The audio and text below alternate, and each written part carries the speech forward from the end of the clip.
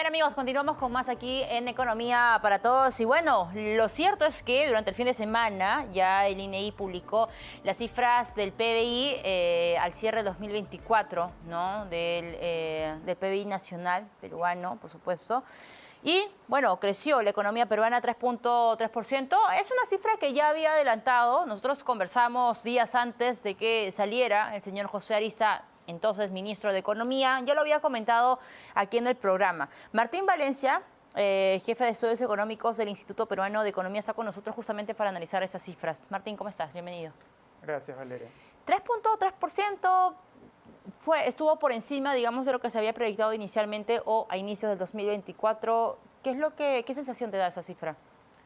Es una cifra que da señales mixtas cuando la ves más a fondo. Por un lado, es la cifra más alta sin considerar el 2021. Por el 2021 hubo un rebote, claramente, claro, y se creció 13%. La cifra más alta desde el 2018, cuando se creció 4%. Sin embargo, si ves la tendencia de lo que hubiese sido si no había pandemia y luego recesión en 2023, todavía estamos 6% por debajo de lo que hubiese sido si manteníamos la tendencia prepandemia. Entonces, es un resultado que no debe ser tan...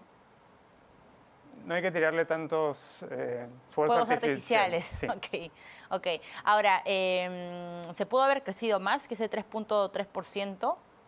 Sí, sobre todo es el lado de la inversión privada.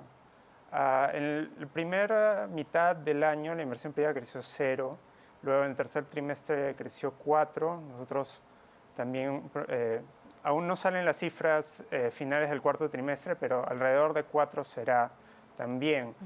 Sin embargo, hay que considerar que la inversión minera casi no ha crecido, ¿no? Y estamos en un contexto de altos precios de minerales, incluso más altos que el pico anterior del 2011, y que estamos en un contexto de cambio climático. Aún con las medidas de Trump, que no es un poco que cuestiona el cambio climático, igual se requieren los metales que tenemos acá para las energías renovables, para combatir el cambio climático, para hacer esa transición de matriz energética. Entonces, ese debería ser un contexto en el cual el Perú debería aprovecharlo, y la inversión privada, tanto la inversión minera, tanto en construcción como en exploración, debería estar yendo a 2 dígitos, ¿no? Y sin embargo, esa es la gran oportunidad que todavía está siendo desaprovechada. Creo que no se ha perdido del todo, todavía estamos a tiempo, pero es por ahí donde se podría crecer aún más. O sea, ese podría ser nuestro caballito de batalla, de inversión minera. Sí, y también podemos considerar que la inversión residencial ha caído todos los trimestres del año. ¿A qué te refieres con inversión residencial? Inversión privada residencial es en viviendas, ¿no? Siendo un país, o por lo menos una ciudad como Lima, donde hay un gran déficit de viviendas. Construir un segundo piso, un tercer piso, ¿te refieres a eso exactamente? Proyectos inmobiliarios, sobre todo. Ok. Sí. Y viene cayendo por varios años, en parte también por ordenanzas municipales que dan señales mixtas, ¿no? Que a veces interrumpen el trabajo de unas inmobiliarias, pero sobre todo hay que considerar que hay un gran déficit de vivienda, hay una gran cantidad de vivienda informal, ¿no? Que no es la más segura necesariamente. Entonces, cuando digo inversión privada no es algo abstracto, sino está ligado a, como decía, aprovechar esta transición energética, lograr tener mejor vivienda para las personas, ¿no? Son inversiones que llevan una mejor calidad de vida, finalmente. Claro, la pregunta Martín, es, claro, si uno vuelve a hablar con el exministro sobre las cifras justamente del PBI, dirá, bueno, es que he dejado un país encaminado, ¿no? Hemos crecido 3.3%, más de lo que se había proyectado.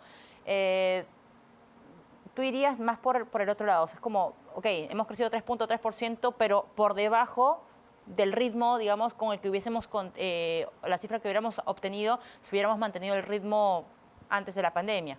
Sí, otra manera de verlo es que, por ejemplo, algo que ha sorprendido este año ha sido el crecimiento de los sectores vinculados al consumo, como comercio y servicios. Ha crecido más de 3%, cuando el año pasado creció solo 1%.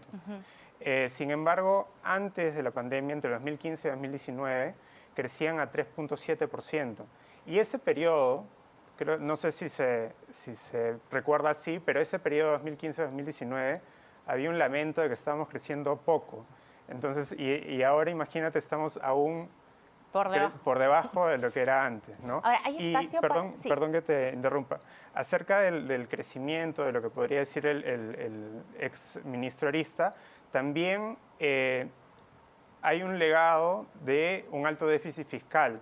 No olvidemos eso. Es muy importante que el déficit está ahora en 3.7%. Ha habido 2 años seguidos de incumplimiento de esa meta y para este año debería caer hasta 2.2%. ¿Es posible eso? Desde el IPE pronosticamos que no se va a cumplir. Aún así, se espera un gran ingreso, una gran recaudación por regularización entre marzo, abril, mayo.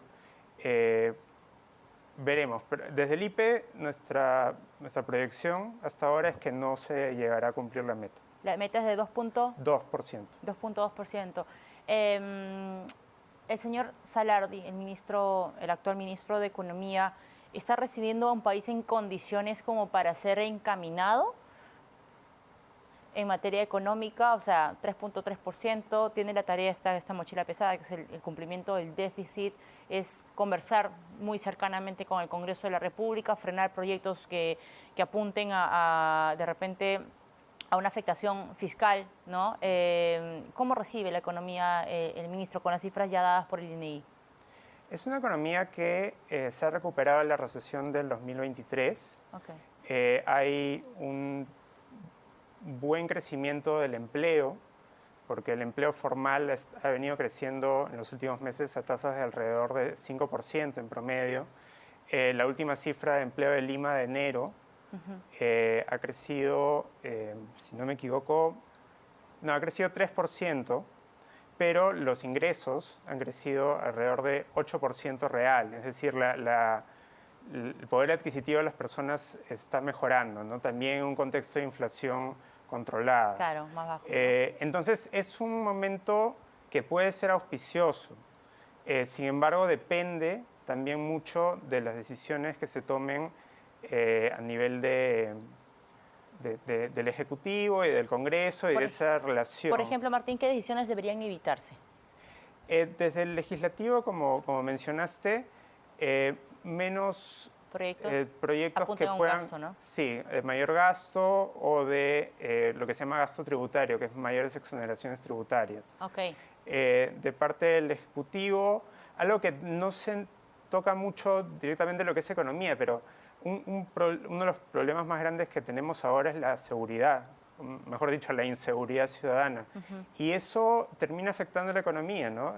Tienes inversionistas, no solo grandes, sino medianos, pequeños, que no quieren invertir más en sus propios negocios o tienen que cerrar antes. Entonces, eso genera una limitación a un crecimiento futuro.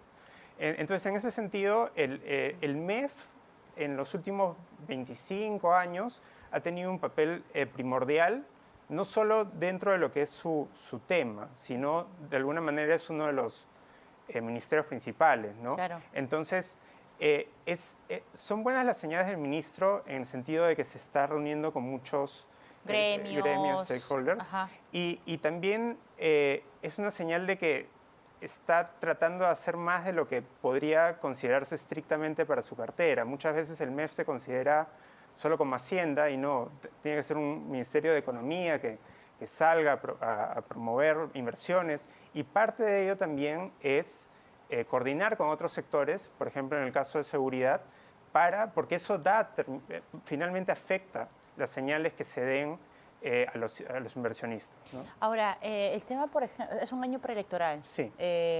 Martín, ¿sientes que también podría ser un factor que puede, de alguna manera, resentir la proyección de crecimiento para el 2025?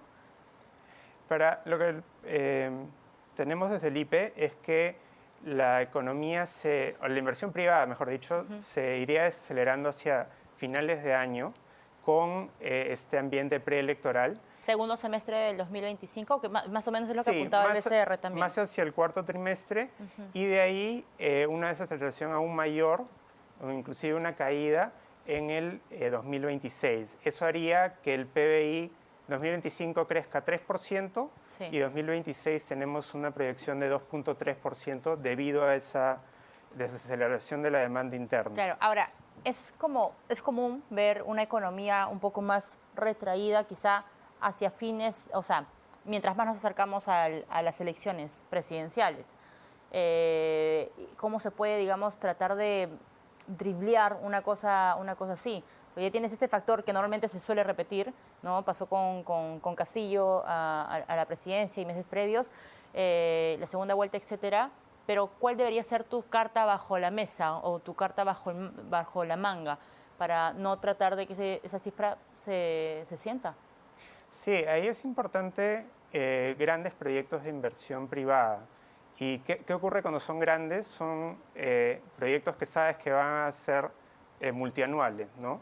Por ejemplo, el Metro de Lima. Sabemos que no se iba a construir en un solo año, sino en varios años. Okay. Y ya tienes o sea, debería ser un tipo de inversión que está de alguna manera independiente al ciclo político, ¿no? Okay. Son inversiones cruciales. Fuera, digamos, de las Sí. intenciones y Sí. los nombres y los rostros. Okay. Ahora, no siempre ocurre, pero ese es el tipo de inversión grande que podría estar blindada, podría, sí, blindarse de la especulación política, de la incertidumbre. O la intromisión. Y en temas, por ejemplo, de minería, tenemos lo de Tía María, ¿no?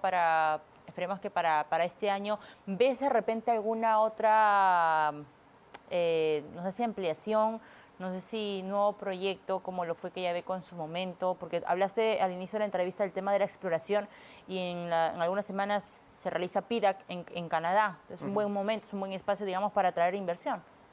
Sí, lo que se prevé para el 2025 es un conjunto de inversiones que se puede considerar de tamaño mediano, ¿no? Como Safranal, Pampa de Pongo, Okay. Reposición Antamina. Quellaveco era un proyecto. Estos proyectos están entre 1.500 y 2.000 millones de dólares. Quellaveco era un proyecto de 5.000 millones de dólares, ¿no? Entonces, Es una estrella fugaz. Sí, no, pero ha existido antes, ¿no? Las Bambas fue uno de esos proyectos, Cerro Verde también fue bastante grande, y ahora en la cartera de proyectos que no tiene una fecha todavía está Yanacocha Sulfuros, que también llega a 4.800 mil millones, si no me equivoco. Entonces, no es que no existan ese tipo de proyectos, solo que falta todavía trabajarlos un poco más, y son el tipo de proyectos que si se dan, marcan y son multianuales y luego tienes una vida de producción muy larga, ¿no? Claro. Martín, gracias por acompañarnos esta tarde. Martín Valencia, jefe de estudios económicos del Instituto Peruano de Economía, estuvo con nosotros y